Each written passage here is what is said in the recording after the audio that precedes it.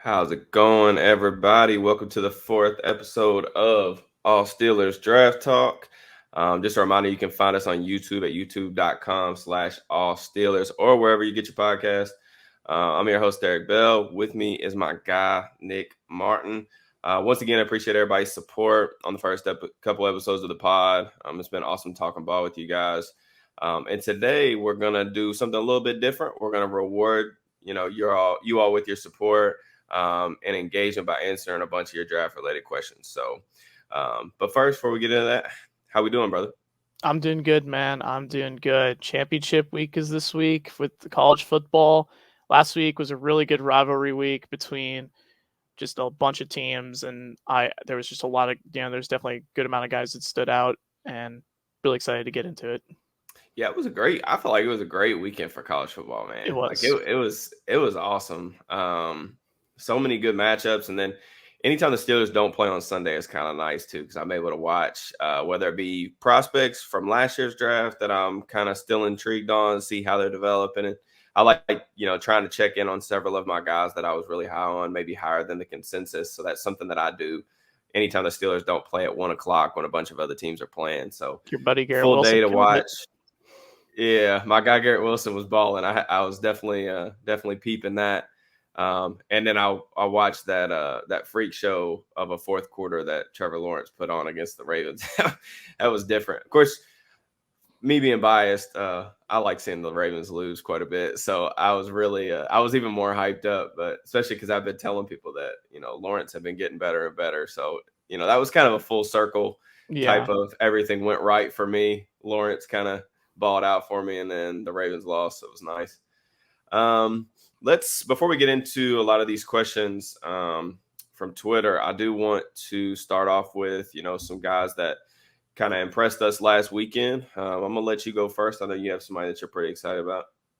This was actually kind of surprising, but it's Tanner McKee, quarterback from Stanford. I'm unsure whether or not he's going to declare this year or if he's going to transfer and try and build his stock up. You'll check the box score. People will check the box score and they'll say, why are people talking about this guy? The reason people are talking about him, and I didn't believe it either. I've been a very skeptical person when it comes to the Pro Football Focus agenda of Tanner McKee. I just had to get that out there. And I watched him against BYU, and I saw them kind of spread the field. I saw him get from his first get through his primary reads to his secondary reads, got backside quite a few times. He threw some guys open that were not open, and I'd seen that before in my prior experiences with him.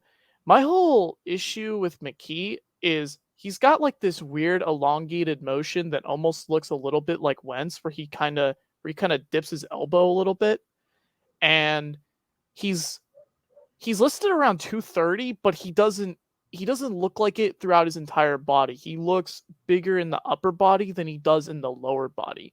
And I went back, I watched a few games. I watched a game against Washington, and granted, Stanford was just getting killed in pass protection, but he just was a sitting duck back there. And I don't necessarily think he can't move. I think he can, actually. And that's one of the things I like. He has a very interesting story too. Like, I think if I remember correctly, he overcame cancer as well, and it's an incredible story that he's playing and is doing as well as he is. In terms of how he compares to like past Stanford quarterbacks, I think he's a better prospect than Davis Mills for sure. I wasn't a huge Davis Mills fan when he was coming out, but McKee, I think he makes big time reads, and I think he takes some chances. And I like guys like that who make those big boy reads and do all that stuff. It doesn't look pretty, but I like what he puts on the film. And I'm slightly encouraged. Maybe I will buy the Pro Football Focus agenda. Interesting. Yeah, so I do agree. It definitely looks unconventional at times, and I definitely think that there are some limitations there with that Stanford offense. I mean, we look a lot of times, when we get into draft season, the thing that you hear all the time about these, quarterbacks that play at really good schools, Ohio State, Alabama, there's all this talk about, the type of talent that they're playing around, and they're not going to be, surrounded by those elite level athletes that are just better than everyone else on the field when they get to the NFL.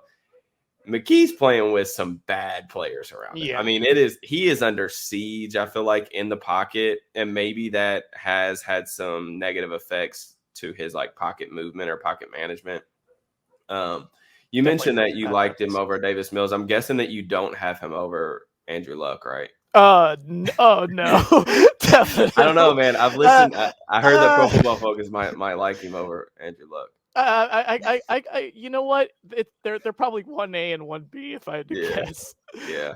No, love you, it's Pro funny. Football Focus. Love you. Yeah, no, I mean, PFF does some good things, man. I like a lot of their signature stats. I don't think that I'm quite as high on McKee as they are, but it's interesting. It's good to have different opinions. For the guy that really stood out for me last week was my guy Devin A-Chain. Went absolutely off against LSU. 5'9", 185 junior. He's been around for a long time. He's been a 3-year contributor for the Aggies offense, but I was just blown away by this performance.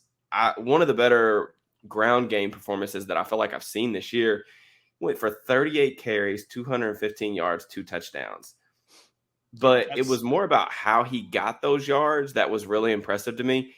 He broke 16 tackles. Like, for a guy who's only 185 pounds, and he has that track background, so we've kind of labeled him as a pure speed guy. And I do think that he is legit 4.4 speed at the running back position.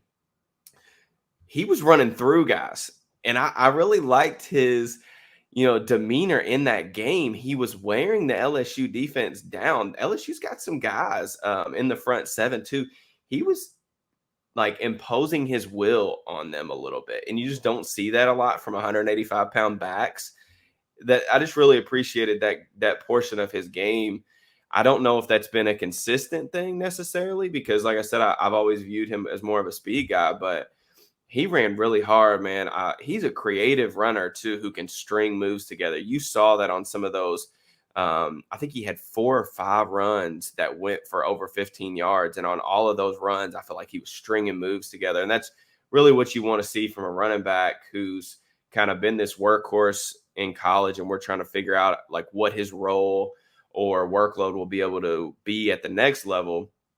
But he doesn't play like your typical smaller back. A lot of these 180-pound scat back guys can't handle that workload. And they also, when the wind blows a little too hard, they kind of fall to the turf. And I haven't seen that with A-Chain. So I'm really intrigued. I wish that A&M threw him the football a little bit more, which is kind of weird because how amazing he is in space. Like, he has that third gear that not a lot of guys have, and he can get there very, very quickly.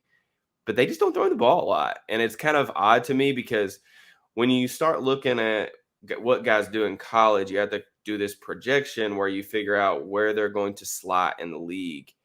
And I think for A-Chain, the easiest projection for me is he's going to have to make his work on passing downs or when teams look to kind of spread you out on offense. And I just don't know if there's enough there. Like I have seen him catch the ball away from his frame, which I appreciate. I just don't know if he's as good of a receiver as like kind of what you would want for a guy that's his size coming out of college. But it could also be one of those things where just because he wasn't asked to do it as much in college doesn't mean he can't do it. And I'm interested to find that out. He's a guy that I've got circled for like combine time, assuming he declares because he is a junior, that I'm really interested to see how he does in the drills, like the pass catching drills. But the A-Chain train, man, was running off the tracks. And I really appreciate that performance. That's a big time win for A&M, which knocked LSU really out of the college football playoff. I honestly couldn't believe the result of that game. I turned that on and I'm just like, wow, LSU is they're getting thrashed on the ground, and it's surprising because they got, guys like Harold Perkins on that defensive line. and BJ Ojulari, and I'm They just got like, NFL guys, like yeah, first round NFL guys. exactly. And A-Chain's just running through a lot of these guys, and he's definitely going to be in contention with I think him and Deuce Vaughn, guys who are like undersized backs.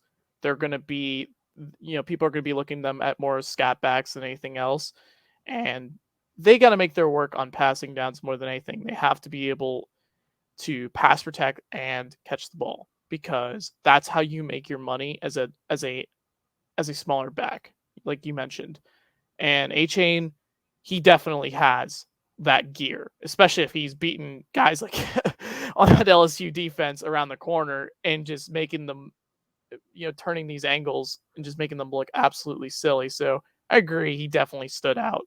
And with LSU, by the way, Ojulari, we're going to talk about a lot as the draft season kind of gets in full swing. He's going to be a guy that's going to have a lot of first round hype.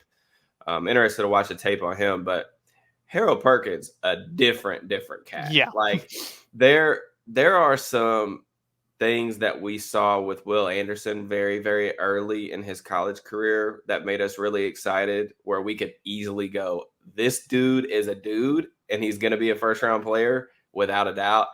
Harold Perkins, I think we can Sharpie him in a couple of years to the first round of the NFL draft, because he is fantastic. I have been blown away every time I've watched him. Just his athletic ability, the bend, the freakish speed, closing ability. It's he's a player. He is a baller.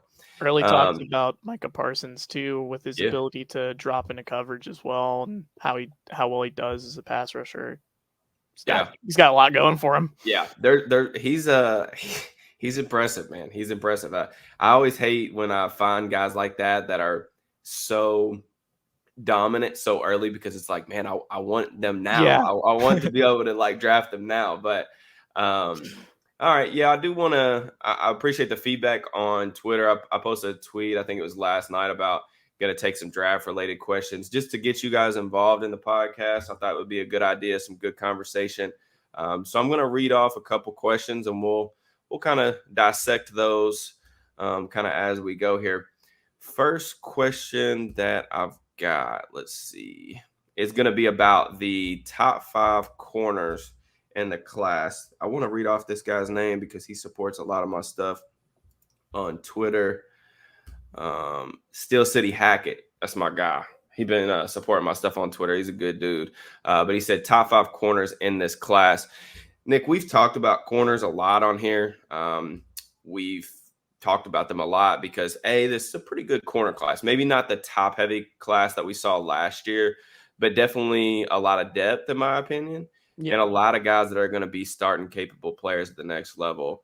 And the Steelers are going to need a corner. I mean, that is very obvious if you watch them every week in, week out.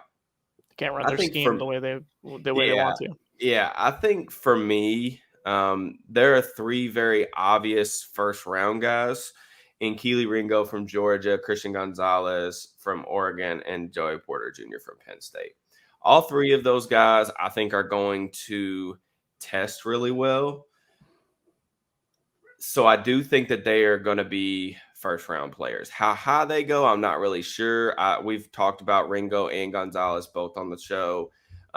Ringo, there are still some untapped potential in terms of technical refinement. Obviously, he's an incredible athlete. Gonzalez, he's really came on this year, starting to play a lot more consistent. He's also an incredible athlete. Both of those guys, too, are going to be 20 years old when they're drafted. Yeah, that's huge. I mean, I know breakout age gets a bad rep from the analytical community because they just bang our heads into a wall with that stuff from time to time. But those guys are really far along in their development for how old they are. And then I think Joey Porter Jr., he's a little bit of an older prospect where he's going to be, 22. He'll be a 23-year-old rookie. But I was honestly lower on Porter Jr. coming into this year than I feel like most. Not because I didn't think that he could do it. I was just curious about if he could do it consistently and if he could do it without grabbing and committing penalties. I really thought that at the time. The reason why he didn't come out last year is because I had it in my notes when I studied him last year. I'm like, this dude can play, and there's definitely high level NFL type of reps that you want to see from a boundary corner. You know, that length is awesome, but he's going to be a penalty machine.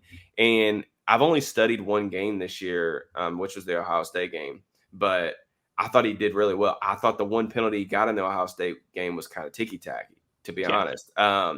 So he's really intriguing. You talk about the Steelers needing guys that fit their scheme. They're playing a lot more man coverage, a lot more press man. I think Porter has the ability to disrupt the timing of receivers off the line of scrimmage. You want him playing up in guys' faces to take advantage of that length. So those three are guys that I think are definitely in that conversation. I'll kind of let you talk about some of the other guys maybe you want to throw into that hat.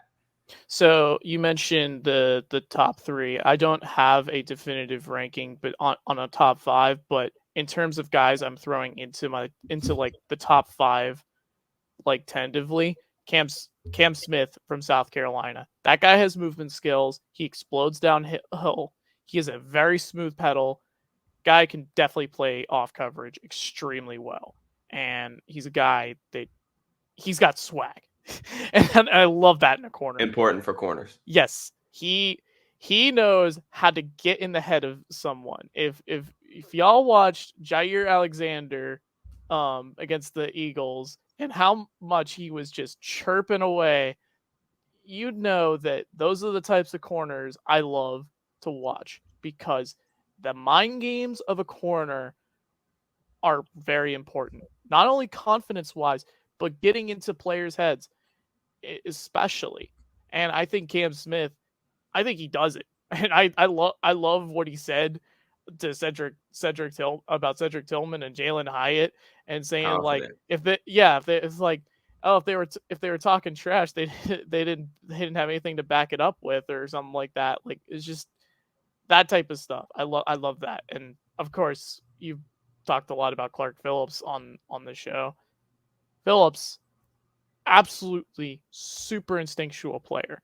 I was just getting done rewatching USC versus Utah, and I saw a guy who just knows what he's doing in zone. Man, he's going to be undersized.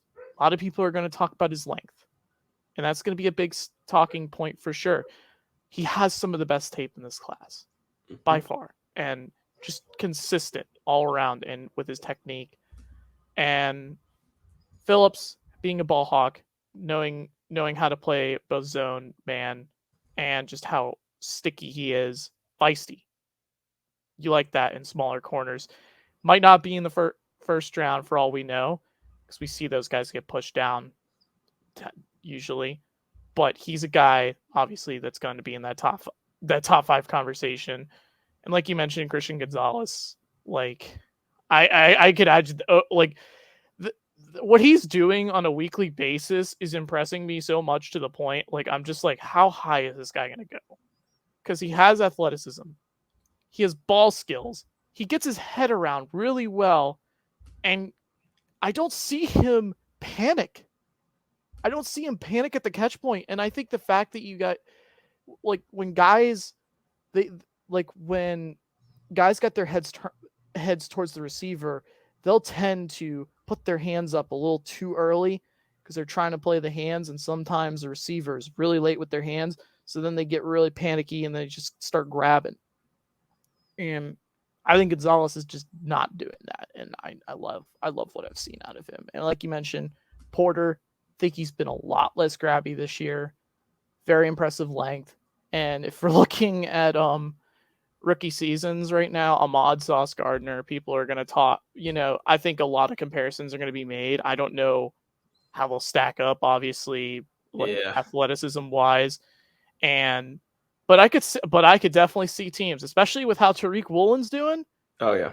That's a miss for me, by the way. I completely misevaluated that dude. And when it comes to press corners, like, you see what Sauce Gardner and what Tariq Woolen are doing, that I think that could end up pushing Porter Jr. maybe past Ringo when it's all said and done. Yeah, it's definitely going to be I definitely don't think it's as black and white as some people are making it in terms of CB1. Like, and when we're given like our rankings, like top 5 corners, and we're going to answer some of these questions, like you have to understand that we're in November, Yeah. early first day of December. So there's a lot of time. We'll get a lot more film access like from this point forward. The more film that becomes available, we're going to probably change opinions on some of these guys, but these are just guys that we definitely know are going to be in that conversation. I do want to potentially put in a couple other names that could slide into that top 5. Garrett Williams from Syracuse has been a guy that I've liked for a long, long time. Seen you talk him up a lot. Yeah, he had a really good freshman season. Maybe not as great of follow-up seasons. There's been some issues staying healthy that I think have really hurt him in terms of developing that consistency and getting in a rhythm. He's missed some games this year as well, but when I watch him, that dude has crazy reactive athleticism. Like he can trigger. His short area quickness is so impressive. Really smooth, light footwork. I wish that Syracuse let him play a little bit more at the line of scrimmage. And because they play him off, and I'm like, man, just let this dude get up in the box. But I really like his play, and there have been some times where I've watched him, and he's had some really nice plays on the football at the catch point. Playing through the hands or disrupting guys in the air. So he's a guy that I really like. I'm interested to see some tape from him this year. I've only seen him live like once because he's been out with an injury. Interested to see, what type of progression that he's made. And then the other guy that I really want to watch more of, I didn't watch a ton of tape coming into the season on him. But Emmanuel Forbes from Mississippi State, I know that he set the record for interception touchdowns, I think, for Mississippi State. But I think someone tweeted me the other day saying that he might have set the NCAA record. But the dude has ball skills like crazy. Every time I watch them, he ends up with an interception or he's making a play on the ball. So he's a really intriguing player that could slide into that, top 5 type of conversation too. But those are all guys that I think if you're looking for guys maybe to go ahead and start getting a beat on, watching, you want some guys to pay attention to in the last couple of weeks of the college football season. Those are definitely, good guys to kind of watch for. Devin Witherspoon from Illinois. Yeah, Devin Witherspoon. We talked him up like Yeah. crazy on here. That's definitely a guy that I think, you guys should know about by now if you all are watching the show because we're pretty high on him too. So I'm going to move on to the next question. It's going to be from my guy, West Coast Guy 00. Is there any way we can/would keep Highsmith? And if not, how soon do we draft his replacement? I'm thinking Nolan Smith in the second if he drops, but would love to keep Alex. Nick, I know that you are I like Highsmith a lot, and he's definitely a draft hit for me, but I know he is your guy because you are extremely high on him, maybe higher than everyone else. So I'm going to let you take the kind of lead on that question. So Highsmith, for me, I watched a lot of pass rushers, and Highsmith coming out of high school was actually an off-ball linebacker, and he played for one of the worst high schools you will ever see. Terrible coaching, nothing. Literally, he was just playing on athleticism. How do I know this? I was at his high school, and I don't want to go into it too much, but he's a guy who works extremely hard. He went to every single resource known to man to try and get to where he was and to be able to walk on to Charlotte football the way he did. He originally played as a 4-eye back at Charlotte, and he had a lot of tackle reads, but I could tell his technique was good. It was good for the college level, and his athleticism. That was a sticking point for me because I thought he's going to test like 4.7, might not do great in the 3-cone, but I think he turns the corner better than how his change of direction will end up being overall. Highsmith has a double-digit sack season in his 3rd season as a 3rd-round pick. And for me, 1, sack numbers aren't everything. pressures are more important to me more than anything. But Highsmith gets pressure. He gets pressure pretty consistently. And one of the comparisons people are going to make, they're going to talk about Bud Dupree and the fact we didn't resign him and the fact it was a good thing. I don't think Highsmith is that. I think Highsmith is such a good technician, has such a good pass rush plan consistently because he knows how to set up his moves. His inside spin, he's been working on that for years. It was the first thing he perfected. And he's learned how to sell his speed, but not just that. He's learned how to beat guys with his hands, soften those edges, and just create those corners that he can corner around. The fact he has such a good pass rush plan, knows how to use his hands, good athleticism, can drop into coverage too. I just don't think you're going to get very many guys like him afterwards. Like, I know people are going to talk about Willie Anderson. They're going to talk about all these pass rushers that are very, they have the sexy name appeal.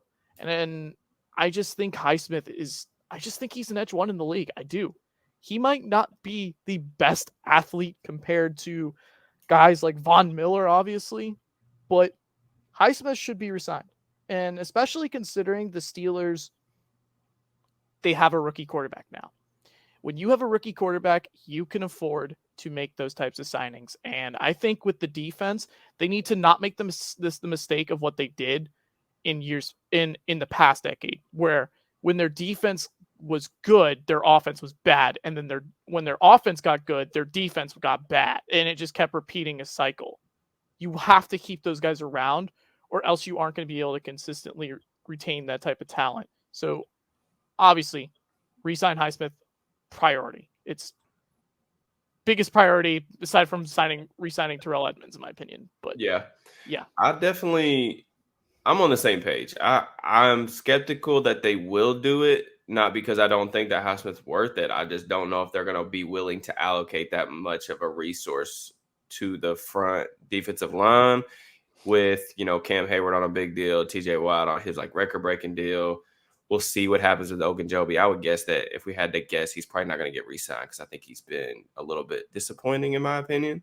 But you make a good point. I mean, we love the NFL draft. We have a podcast about it. But the point of the NFL draft is to draft good players. When you get good players, you need to retain those good players. And I think that the Steelers caught, lightning in a bottle in terms of getting Alex Highsmith in the third round. You're talking about a guy that has double-digit sack, not just potential anymore. Like, he legitimately has double-digit sacks in his third season, like you mentioned, consistent pressure. And you look around the league when you see those type of guys that can get you 8+ sacks off the edge, the majority of those guys come in round one. So when you talk about trying to replace him, it's kind of tough. Like, you don't see the hit rate outside of the first round on edge rushers is really, really bad. I mean, what the Steelers got in Highsmith is really awesome and sort of lucky, honestly. Even though the Steelers do a good job, scouting that position, they know exactly what they want in those guys. But I'm completely on the same page. Highsmith's a guy that, I definitely want to keep around for the future. I think the part of his question that is interesting is if I do think you need to have a plan on what you're going to do with him, whether you do want to sign him or not coming into the year, because I don't think we'll get into a holdout situation because he only has 1 year left on his deal. Nah, but if you're not planning on doing it entering the draft, you got to take a guy. I mean, bare minimum for one, they need edge depth. I mean, Malik Reed's probably not going to be back. If he is, it's going to be at a really low number. But they've been struggling to get that edge 3 guy for years now. It's always been an issue for them. Really, the only year that I feel like it hasn't was Highsmith's rookie year. And that's because they invested in the position knowing that Bud Dupree was leaving. So, to me, the draft could tell us pretty obviously what they think of Highsmith if they go and get, a second or third round edge rusher. I think it could tell us what his future might hold. But, it's a good edge rushing class. We've talked about a lot of prospects. He brought up Nolan Smith from Georgia.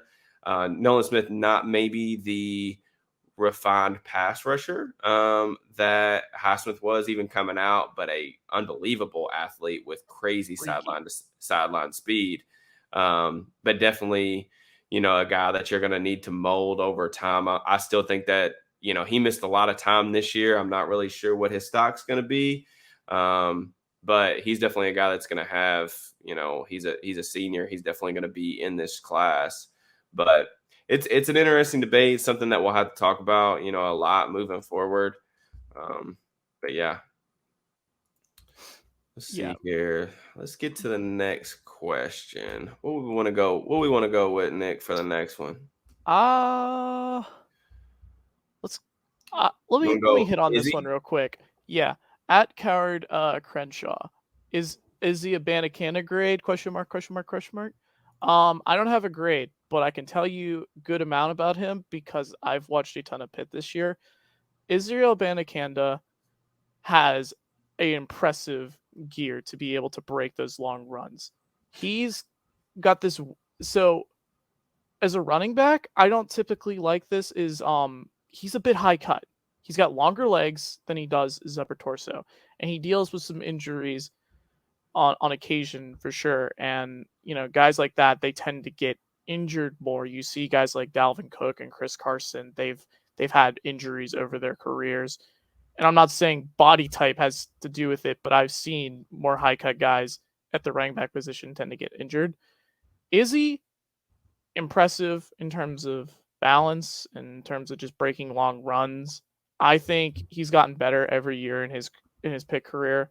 He's definitely going to get pushed down in this class because of how deep this running back class will end up being if he does declare. But really young player, only 20 years old, if I remember correctly. And he's been around for a while. He's my dad's been talking about him since for quite a while. He really likes what he's seen out of him. He's like, I hope the Steelers can get a chance to draft him, have another good second back or something like that. But that was before Jalen Warren got here. So, but yeah, Israel Banacanda, probably a guy I'd look to see end up going on late day 2, early day 3, most likely. Yeah. Yeah, like you mentioned, I'm really high on this running back class. I think it's got a lot of different flavors. It just kind of depends on what you want. And I have been extremely impressed with Banacanda this year. I have tried to stay away from watching Pitt football, to be completely honest with you guys, because I do not enjoy watching Slovis play at all. And neither do I.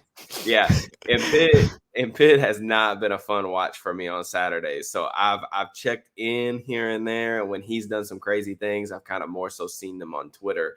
But I do think there's that blend of power that he can offer in terms of like running through tackles with that burst to kind of break those long gains. And, what did he have that one week? It was like 320 yards and like 6 touchdowns. It was, I believe it was against Virginia Tech, if I remember correctly. Yeah, I mean, doesn't matter who you're playing, who you are. You run for 300 yards. You're getting, a thumbs up in my book on that. So I'm really impressed with kind of the development from him. I mean, and I know that Pitt has had some good stretches of offensive line play, but their passing game hasn't been really great either. And they've really relied solely on his ability to create big plays. Like Pitt's not throwing the ball down the field a ton when I watch. Most of their explosive plays, I feel like, are from Abanikanda. And that's intriguing from a running back prospect because he can do a lot of different things. So, yep. Want to get to the next question. We'll go with my guy, Jim Hester. Again, another guy that supports a lot of my content. Appreciate you. What are your personal top 5 positional draft needs for the Steelers going into next year? Free agency and re-signings obviously being unknown right now. So we touched on this a little bit last week, so I don't really want to talk about a ton of like left tackle, cornerback stuff because we've touched on that already. We both think that those are the 1A, 1B type of top draft needs for the Steelers heading into the offseason. What are some other positions that you think should be in that kind of same bucket? I've mentioned center before because I do believe that as decent as Mason Cole has, serviceable as he's looked, I definitely think the Steelers need that marquee center. If you go back to their history, they're that, they they have their best teams have always been marked by great center play, and they definitely love pulling their guys like that out in space. Definitely need to look for a guy like that for sure. Linebacker could be off-ball linebacker could be one, because it's a little weird, because I actually think Devin Bush has played not too bad this season overall, and I think he's been more physical with taking on blocks. I really like the play he made on Michael Pittman on the crosser last week. I thought he was pretty solid overall. The thing that with the Steelers though is they put Robert Spillane on the field a ton. They rotate him and Miles Jack, and it's like they don't trust their linebacking core. So I could really see them looking towards the draft, and linebacker is a position that while it could be a big need, you can solve it later in the draft. Linebacker is like almost like, I don't want to call it the running back of a defense, because I believe linebacker is an integral position, but it's one of those positions we can find some of the better guys on day 2, day 3. Guys like Fred Warner, Matt Milano. It's a huge Fred Warner fan back in the day. I will be very, very upset if the Steelers take a linebacker in round 1. Yeah. Now, anytime past that point and you want to take an off-ball guy, that is fine. I'm going to lose my mind if they do that round 1. And that's just my personal preference. I am completely in agreement with you in terms of linebacker is just not a position that I want to take that early. It's just not. I don't want to call it, running back of the defense either. But you just look at the guys that have been selected that high, and it has not been pretty. And I know that that's not, the end all be all, but you look at guys who have been picked in the first round at that position, not a ton of success, man. Devin Bush, Patrick Queen, guys like that have really, really struggled to start their career. And I think we put a little bit too much of an onus on athleticism at that position. I think you're kind of seeing that show up with some of these guys. You're starting to see the bigger guy. It's like a changing of the guard. We saw the smaller linebackers start to really be effective, and then now we're starting to see the bigger linebackers because of like the amount of teams that are going to start relying more on the run again. It's basically a cycle at this point. Yep.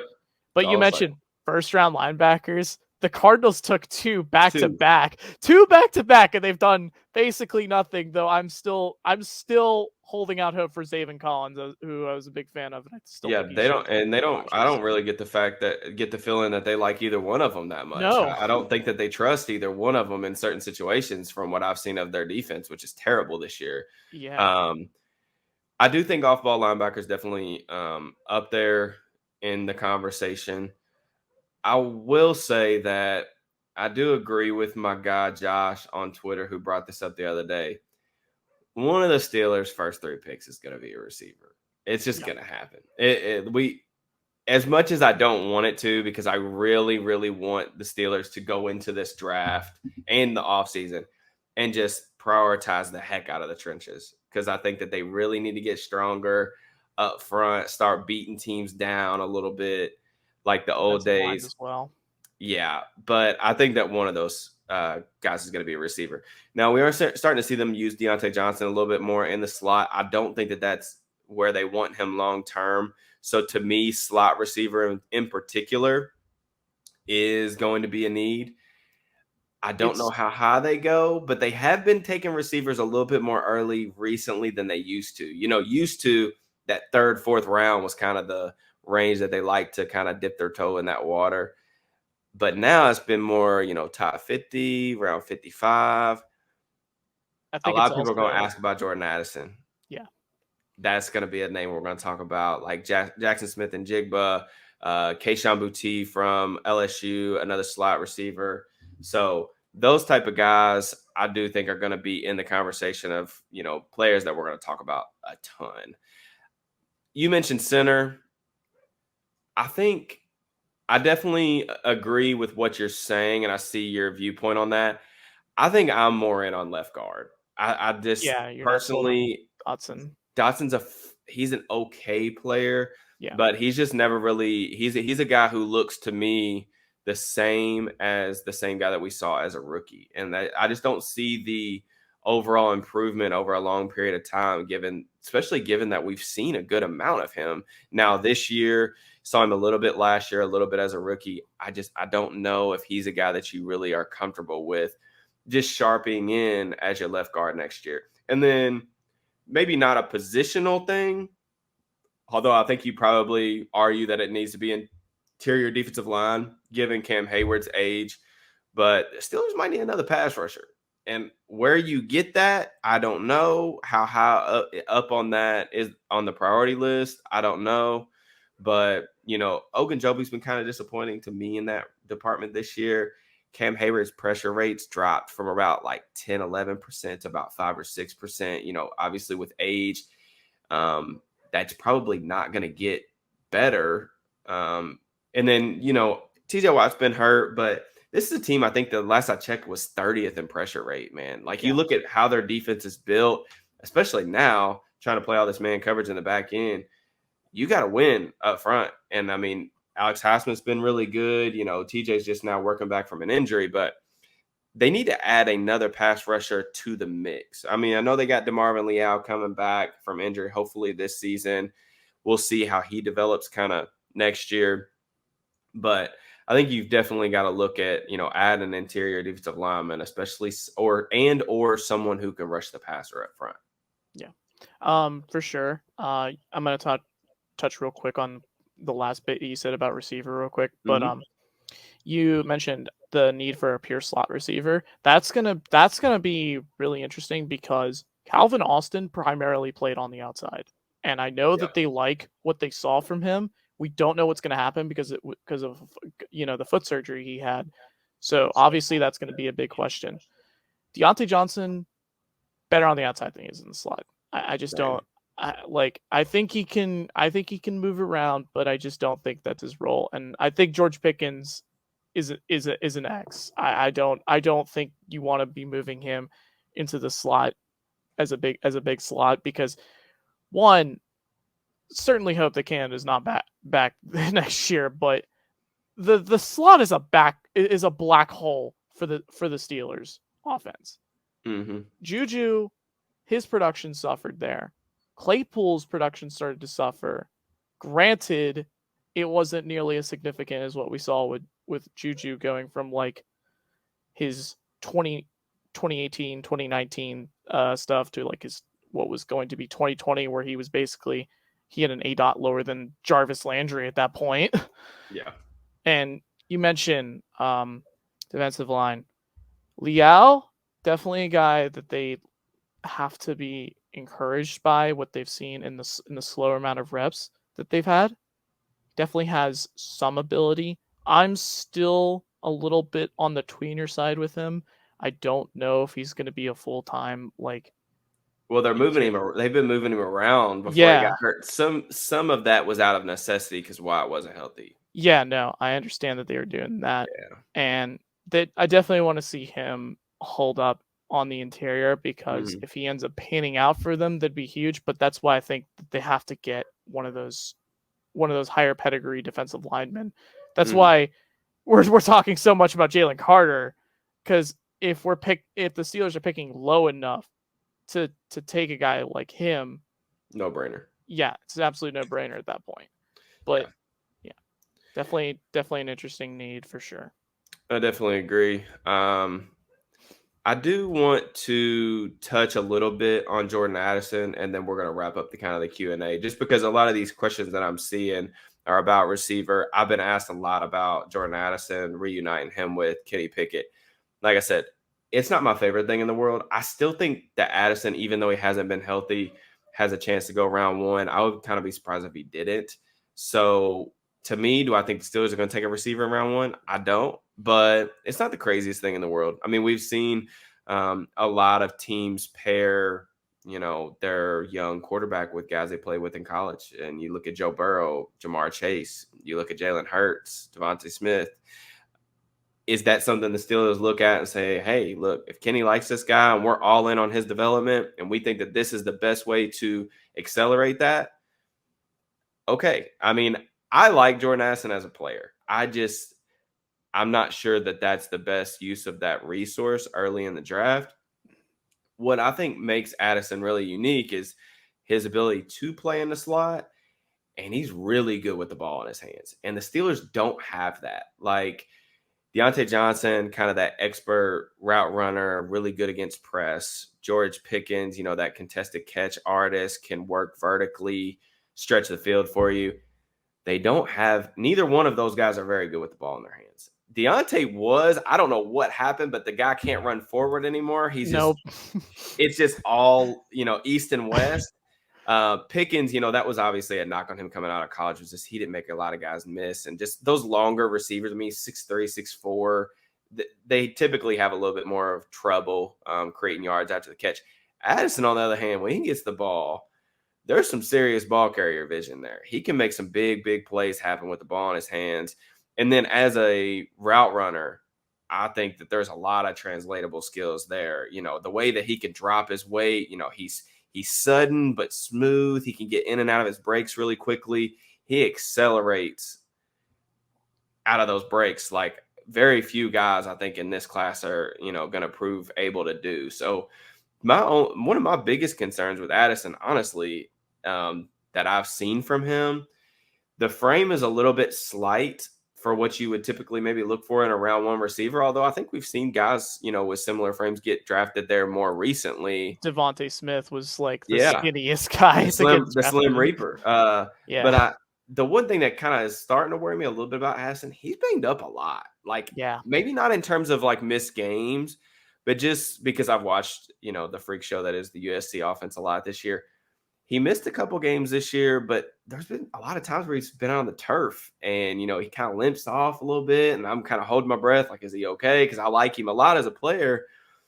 I just wonder, is that going to play at the next level? Like, is he going to be able to hold up physically? And, I don't think that, we're not calling him, soft or anything like that. He's a tough kid, but I worry about, his body being able to hold up a little bit with all the extra contact, especially when you're playing in the slot. Hopefully the Steelers next year are going to start working the intermediate levels, the middle of the field.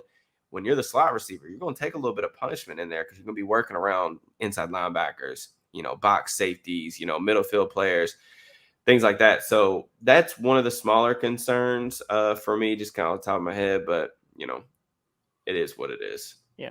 And, we always finish off with our matchups to watch. I can this kind of goes into what I can add right now. Clark Phillips going to be going up against Addison yet again in the USC Utah game this coming Friday.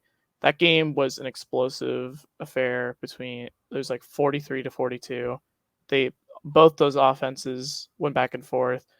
Thing that I noticed with Addison, they were moving him around a lot. They kind of got a lot of schemed up plays where he was away from Clark Phillips. Whenever they were fighting, when they were going up against each other, it was a very even affair. Like, there was moments where Phillips had a really nice rep along the sideline. There's a moment where Addison got like the best of him. Overall, I want to see those guys go up against each other more, because Addison, his play strength is weird. I think when he gets physically contacted at the catch point, he tends to like lose the ball off those plays. And I saw a little bit of that with like Calvin Ridley when he came out of college. Granted, Calvin Ridley had an extreme drop rate that definitely was a lot better in the NFL, but Addison, I kind of put him in that Calvin Ridley, the Devontae Smith type of archetype of guys who are slimmer, guys who can create, guys who can eat up cushion, expert route runners, just not like huge contested catch guys. Yeah, I definitely agree with that with Addison too. And I know we're spending a little bit of time now talking about his weaknesses, but that's something you got to do as an evaluator. I want to see, you talked about the catch point where there are times where, he kind of struggles in those contested catch situations. I've seen on film a little bit, just watching a little bit of Caleb Williams film on the All-22. I've seen him get hung up at the line of scrimmage a little bit more than I originally anticipated, because when I was watching him at Pitt, there was moments where I was really impressed with his release package and ability to beat press. swiping guys' hands down, using different releases to create separation. I did notice a couple times in I think it was the UCLA game, maybe the Arizona game, one of those two games where, it was a couple seconds before he got off the line of scrimmage. There was one time he got thrown out of bounds.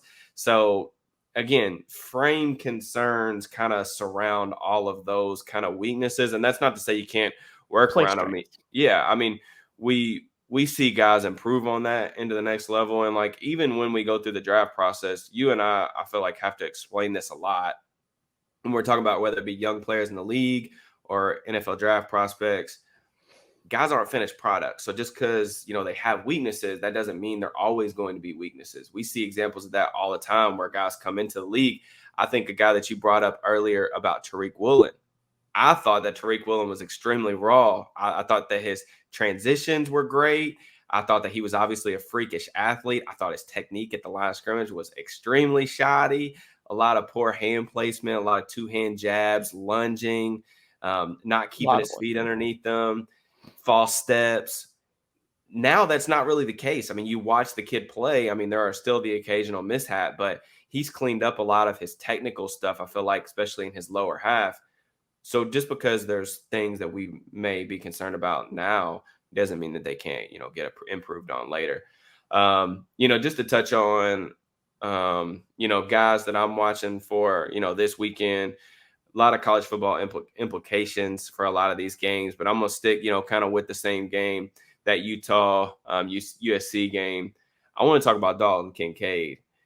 This dude has been a baller this year. And I think that he got passed over for the Mackey Award last night. He's not a finalist for that, which I think is absolutely crazy. Absurd. For the nation's top tight end.